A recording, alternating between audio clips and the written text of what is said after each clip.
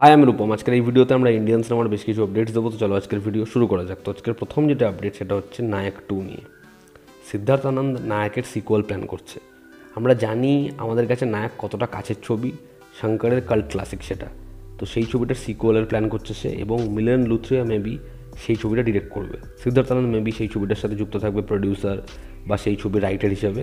তবে নায়ক 2 এর কথা চলছে, এমনটাই লেটেস্ট আপডেট। এখনও ফাইনাল হয়নি ছবিতে মুখ্য চরিত্রে কাকে দেখা যাবে।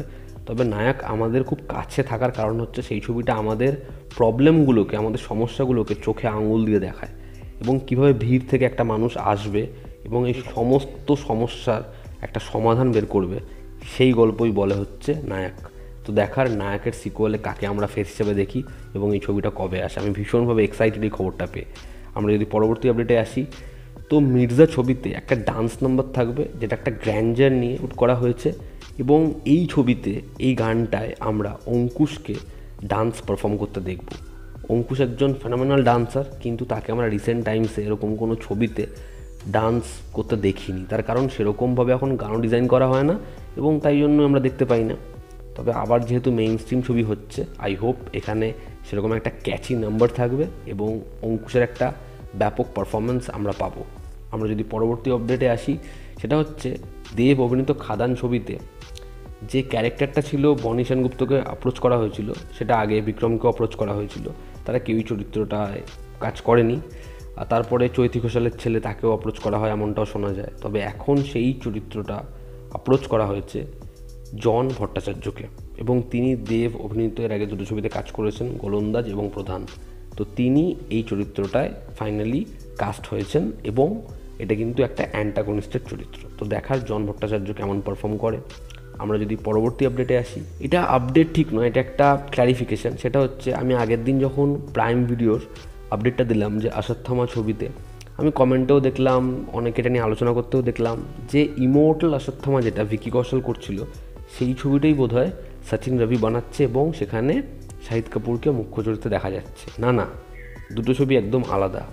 যেটা ভিকি কৌশলকে নিয়ে করার কথা ছিল, সেটা ছিল একটা সাইফাই মাইথোলজিক্যাল ছবি। এই ছবিটা ওরকম নয়, এটা হচ্ছে একটা পিরিয়ড ড্রামা।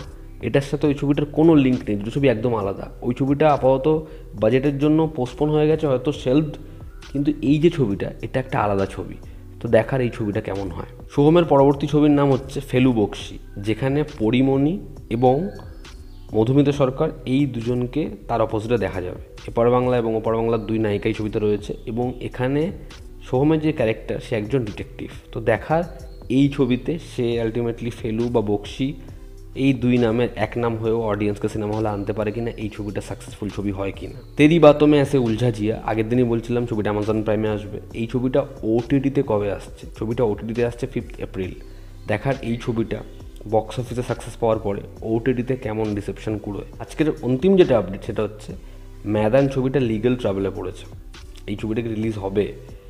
তো যেটা সমস্যা হচ্ছে সেটা হচ্ছে এই ছবিটার শ্যুটিংয়ের সময় যেমন বিভিন্ন ইকুইপমেন্টস ভাড়া করতে হয়, তেমন ক্যামেরার কিছু ইকুইপমেন্টস ভাড়া করা হয়েছিল, যেটার জন্য পার্টিকুলার সেই প্রোডাকশন হাউসকে টাকা সম্পূর্ণভাবে ক্লিয়ার করা হয়নি।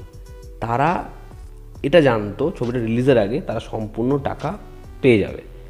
এবার যত রিলিজের কাছে এগিয়ে আসছে, এই যে প্রোডাকশন হাউস বনি কাপুরের, তারা সেটাকে ইগনোর করছে, যে কারণে তারা এই ছবিটার এগেনস্টে কেস করে দিয়েছে।